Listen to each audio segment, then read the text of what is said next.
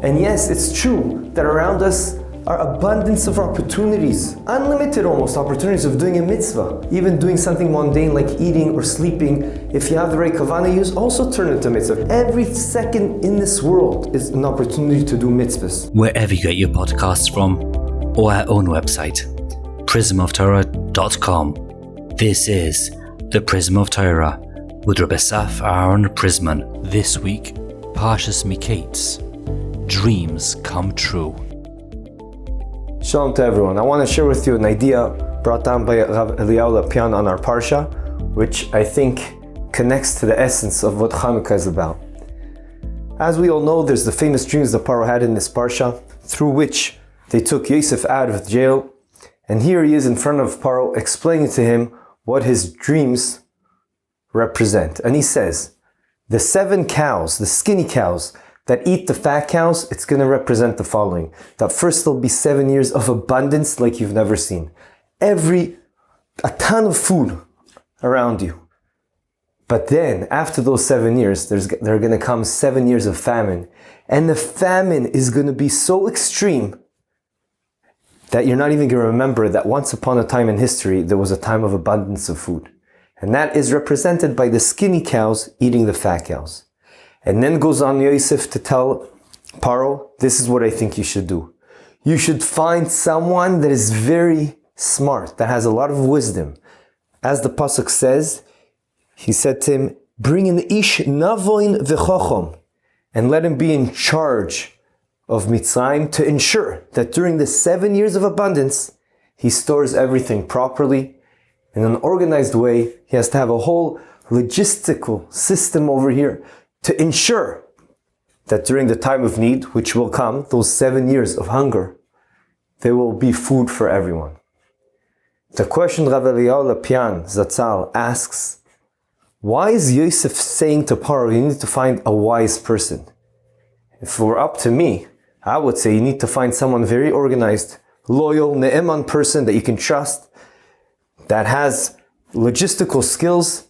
That's not necessarily represented by someone that's smart. I know many people that are very smart, and dafka, those are the people that are very messy, not as organized. So why is it that Yosef is telling Pharaoh, this is what you need to do? You need to find a person that is very smart. Ish chacham v'navon. Ad kan the shaila. And he wants to answer the following.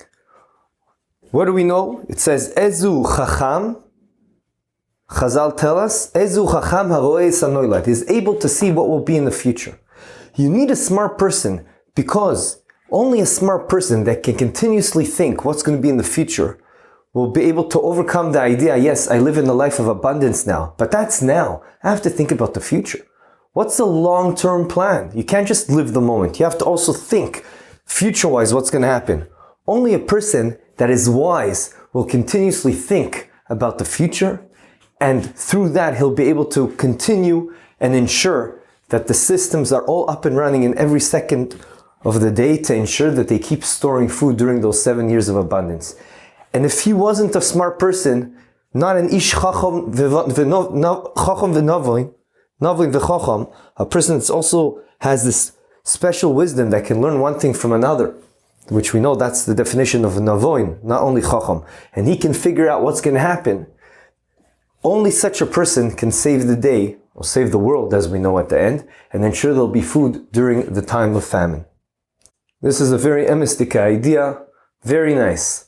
But what does this have to do with us? So the truth be told, this has everything to do with the Jew and Chanukah. And why is that? Because we live in a life of abundance. Abundance of opportunities to learn Torah, to do mitzvahs, to do chesed.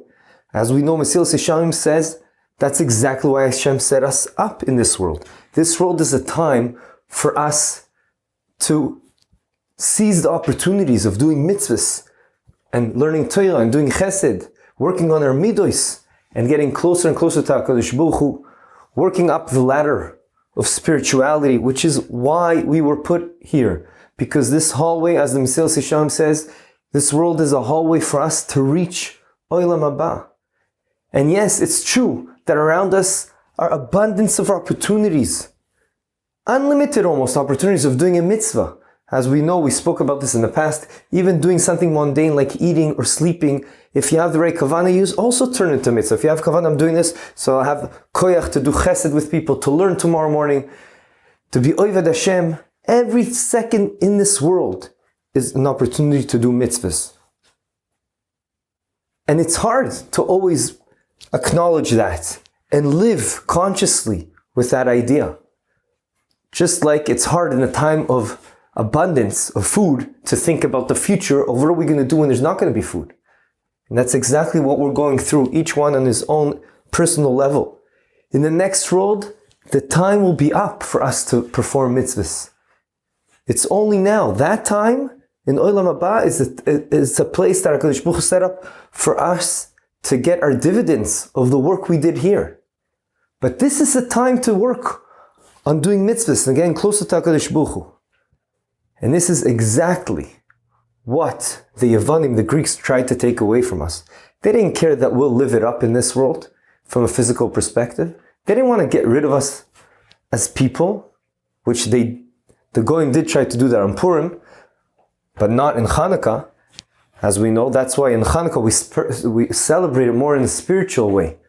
Whereas in Purim, we also celebrate physically by having a Seudah, Mishloach Manos, Matanos Levionim, etc., etc. But Chanukah, it's lighting the menorah and being Mehalel and Meshabeach Hashem. It's all spiritual, because they tried to get rid of us from a spiritual perspective. And we know that this is precisely why Hashem put us here, to work ourselves up and seize the opportunities we have around us to grow from a spiritual perspective. And the Yavanim tried to take everything that had Kedusha away from us. Rosh Chodesh, Bris Milah, Shabbos, learning Torah, and the list goes on. And we have to realize that now, Chanukah, from a certain perspective, is the most relevant holiday, most relevant Chag that we have. Because the Western culture, even though we can't say it's one person or a certain nation that's responsible here, but the Western culture is seeping even into us. And they represent exactly the opposite of spirituality. Just like all the commercials says, live it up, Coke, enjoy life, etc., etc. But we don't come from that perspective. Our tradition, our Masoret, is to always ensure we grow spirituality. Spirituality is what it's all about. We want to grow in the spiritual sense.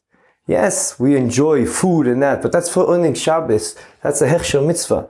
That's to have koyach, to be Oived Hashem. And we know already, we spoke in the past, true happiness is when you go from a spiritual perspective. This is also hinted in the name of Chanukah. Chanukah, which means Hem Chanu, they rested, they dwelled after the fighting on Kafei. Chanu, they dwelled, they rested on Kafei Kislev after the war. The question begs itself, usually when you win a war, you conquer something, you win, the name of the holiday is based on the fact that you won, not on the fact that you rested. But according to what we're saying, it's perfect. They fought us to ensure we don't do spiritual things. So the whole fight from our perspective, the whole matara, the goal was to tell them to lay off of us. Just let us live our Jewish life, the true lifestyle, which is we know what Hashem put us here for. And therefore we're celebrating the fact that we can rest now and continue our lives properly, to grow in the ladder of spirituality, to get closer to HaKadosh Baruch Hu. I would just like to end with a famous story, or a mashal I should say, that I think brings this idea home. Before I do, I want to mention one other idea.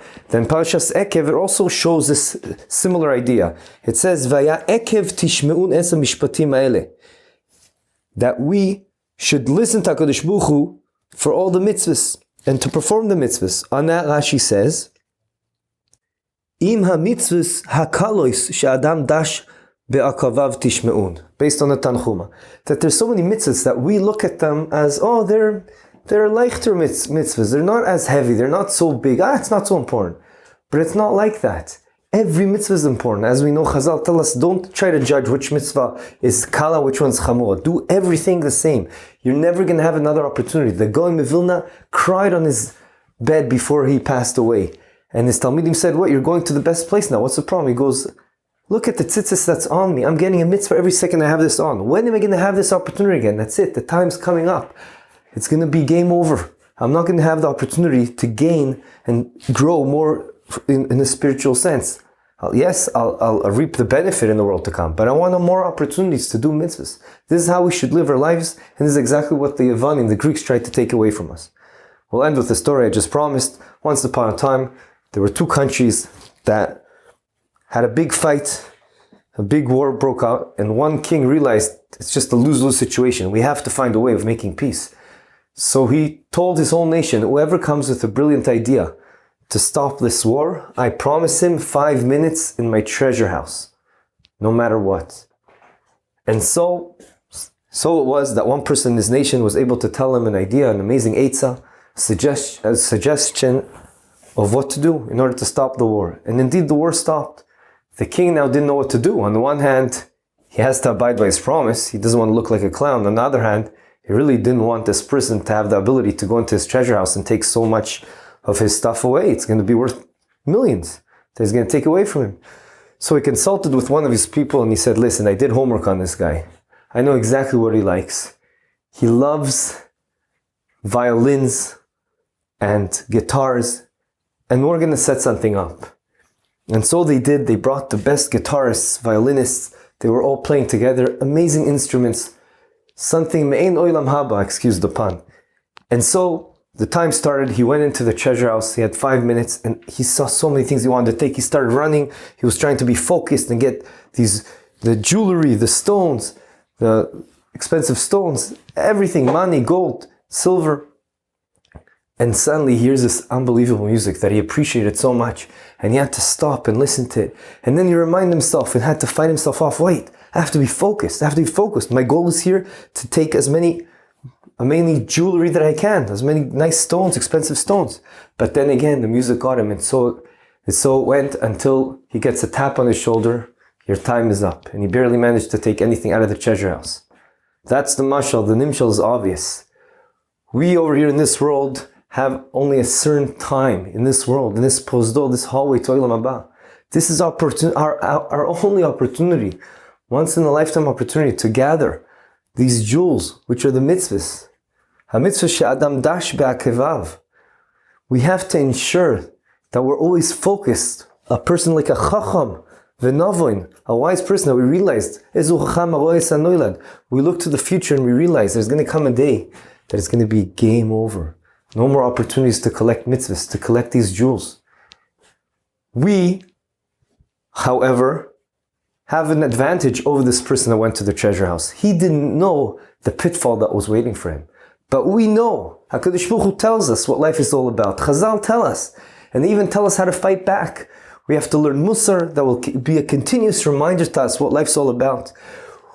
HaKadosh Baruch Hu gave us the Torah Kedosha that will fire off the Yetzer Hara that's trying to always convince us to do this and do that, just enjoy life like the Western culture, which is the biggest Yetzer Hara right now, trying to seep into us. All the gadgets that are out there, they have one thing in common. Yes, they can help you in certain things, but at the end of the day, they're time killers. Time is the most sacred thing we have. It's an opportunity to collect mitzvahs and to go into Olam Haba in the best fashion we can. Have a good Shabbos and a meaningful Chanukah. Thank you for joining us. This is the Prism of Torah. Visit our website, prismoftorah.com, where you'll find a full archive of hundreds of past Divrei Torah. Subscribe to the podcast, leave us a review, and don't forget to share with your friends and family. Sponsorship opportunities are available for all of our episodes. Thank you, Yona Vefa, for your recording equipment. Produced by Eli Podcast Productions.